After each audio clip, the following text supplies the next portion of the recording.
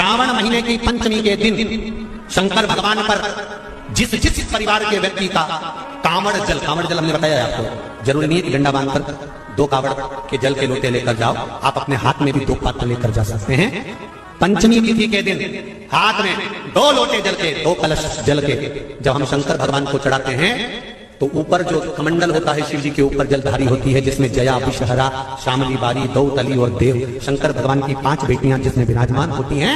जब हम जल समर्पित करते हैं, हमारे पीढ़ी में, परिवार में अगर कोई अधोगति में मर गया होता है, कुंवारी अवस्था में चले गया होता है, गर्भ में मर गया होता है, गर्भ के बाहर निकलकर भी अगर कुंवारी अवस्था में चले गया होता है, तो श्रावण महीने की दोनों पंचमी पर परिवार का अगर कोई एक व्यक्ति भी जल चढ़ा देता है शंकर भगवान पर, तो सर्प की योनि में नहीं पड़ता, जीव मुक्त हो जाता है, प्रेत योनि में सर्प की योनि से मुक्त हो जाता है। पंचमी कौन सी तिथि? पंचमी, चाहे वो शुक्ल पक्ष की हो चाहे वो कृष्ण पक्ष की। शिव महापुराण की कथा कहती है, आपको सुख अनुभव हो जाए। कार्य सिद्ध जिंदगी में कभी संपदा कम नहीं हो सकती, संपदा बढ़ती चली जाती है। संपदा घट नहीं सकती, बढ़ेगी और घटेगी, कष्ट नहीं आ सकता, रोग बीमारी तकलीफ नहीं आ सकती। आपके लिए तो लाभदायक है, समझ लो ये कथा।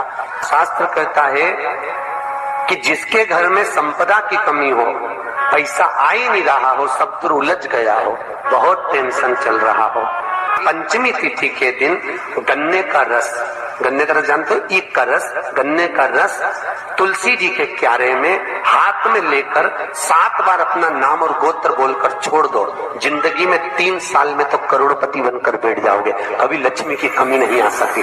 तैयारी में बैठे रहोगे कि फिर पंचमी तिथि आए। हमारे यहाँ सांपों की पूजन कौन से दिन होती है, कौन सी तिथि में करते हैं? जम के बोलो जरा। नाग पंचमी। नाग पंचमी का मतलब क्या है? सांपों की पूजन करो। नाग पंचमी का मतलब होता है शंकर जी के मंदिर में जाकर 1 लोटा जल समर्पित कर दो। उसका कारण क्या है कि हमारे परिवार में, हमारे कुटुंब में, परिवार में कोई 7 पीढ़ी के अंतर्गत भी अगर कोई जीव तड़प रहा होता है, पड़ा हुआ होता है, उसकी मुक्ति नहीं होती है, तो पंचमी का चढ़ा हुआ जल उस जीव को प्राप्त हो जाता है और वो जीव तर जाता है, उसका फिर जन्म नहीं होता।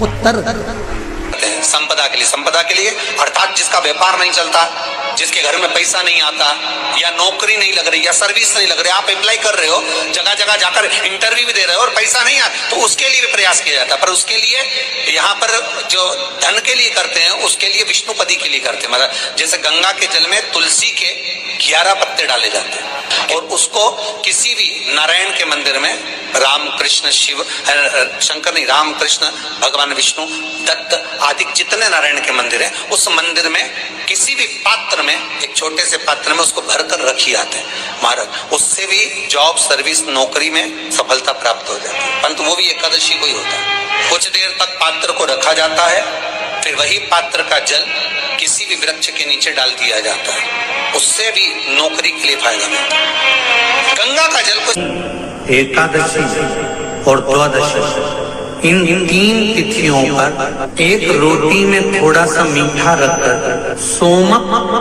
पितृ का नाम लेकर यदि गाय को खिला दिया जाता है, तो अगर कोई पूर्वज प्रेत योनि में भी पड़ा हुआ होता है, भटक रहा होता है, जिसको पिंड नहीं मिला, जो अचानक मर गया होता है, अधोगति में चले गया होता है, उस जीव की मुक्ति दशमी, एकादशी और द्वादशी, 3 दिन सोमक पितृ का नाम लेकर रोटी में, पूरी में मीठा रखकर अगर गाय को खिला दिया जाता है ये 3 दिन तक, तो वो पितृ कभी भटकते नहीं है, उनको मुक्ति प्राप्त हो जाती है मोक्ष में। दशमी की रात्रि के 12 बजे घी का दिया हथेली में रखकर, दरवाजे के बाहर उस दिए को हथेली में रखकर चंद्र का दर्शन रात्रि के 12 बजे दिए की लो में चंद्र का दर्शन करते हैं, उससे ज्योत प्रबल होती है हमारे।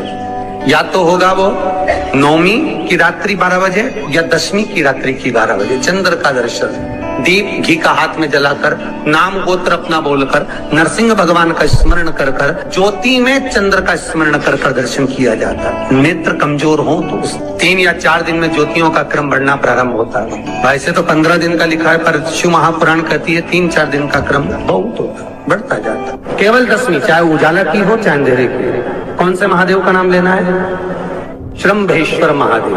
तो जब कोई व्यक्ति चिड़चिड़ करता है, क्रोध करता है, गुस्सा करता है, तो महाराज शंकर भगवान का श्रम्भेश्वर महादेव का नाम लेकर 31 बेलपत्र, जिस व्यक्ति को क्रोध आता है उस व्यक्ति का स्मरण कर कर आखा चावल मतलब सेगे चावल के साथ एक बेलपत्र 31 बेलपत्र कर कर शिव जी के शिवलिंग पर समर्पित करी जाती है, मात्र दशमी की तिथि के लिए। केवल दशमी, चाहे उजाला की हो चाहे अंधेरे की। कौन से महादेव का नाम लेना है? श्रम्भेश्वर महादेव, शिव जी का एक। छोटे छोटे बच्चे रहते हैं, कुछ बच्चों को माता जबरदस्ती के भोजन कराती है, खिलाती है, ठोकती मारती खिलाती है।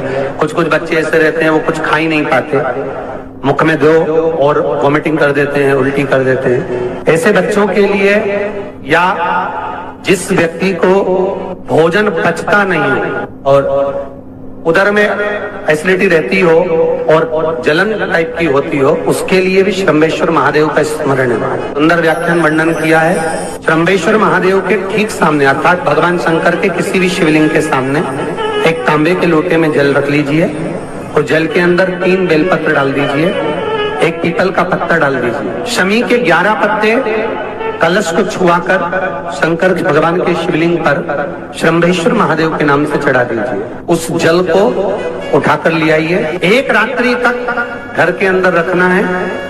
उस जल को श्रम्भेश्वर महादेव का नाम लेकर जिस व्यक्ति को एसिडिटी होती हो या उदर खराब रहता हो या भोजन नहीं पचता हो या पेट से जुड़ी हुई प्रॉब्लम हो या बच्चों को भोजन कराते हैं और वो वोमिटिंग कर देते हो, ऐसे बच्चे को या भोजन नहीं भा रहा हो ऐसे व्यक्ति को उस जल को सवेरे दोपहर शाम 3 बार श्रम्भेश्वर महादेव का नाम लेकर आचमन कराना प्रारंभ कर दो, पिलाना चालू कर दीजिए।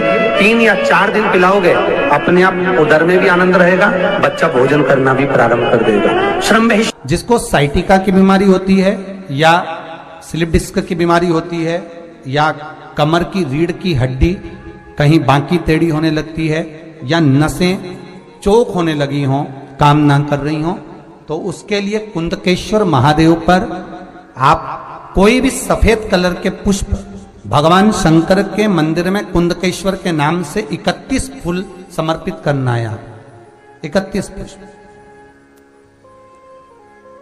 और कुंदकेश्वर के नाम से 31 पुष्प समर्पित कर कर बेलपत्री के पेड़ के नीचे की जड़ थोड़ा सा भाग निकालकर ऊपर से छीलकर अंदर का भाग शंकर कुंदकेश्वर को चढ़ाना है। उस जड़ को लाकर उसको पीसना है और पीस कर सुबह के समय पर 3 बार उसका कुंदकेश्वर का नाम लेकर सेवन करना है। जिसको साइटिका और जिसको रीढ़ की हड्डी, स्लिप डिस्क, जिसको प्रॉब्लम होती है उसको बाबा कुंदकेश्वर एक ऐसे महादेव हैं, क्योंकि भगवान शंकर के चरण पर पार्वती के द्वारा फेंका गया कुंद का प्रहार हुआ और उससे बाबा को चोट लगी, जिससे बाबा का नाम कुंदकेश्वर पड़ा।